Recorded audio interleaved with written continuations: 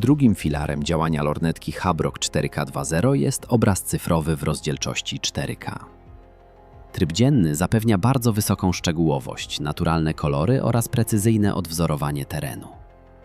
Po zmroku urządzenie wykorzystuje tryb nocny wspierany podczerwienią, który umożliwia obserwację bez zdradzania swojej pozycji.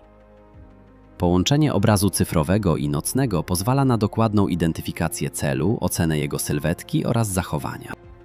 Jak to wygląda w praktyce? Lornetka z intuicyjną obsługą w każdych warunkach. Układ przycisków, lekka, dobrze wyważona konstrukcja oraz możliwość obsługi w rękawicach za pomocą jednej dłoni sprawiają, że Habrok 4K2.0 jest stworzony do pracy w terenie. To sprzęt, który nie rozprasza użytkownika, pozwala skupić się wyłącznie na obserwacji.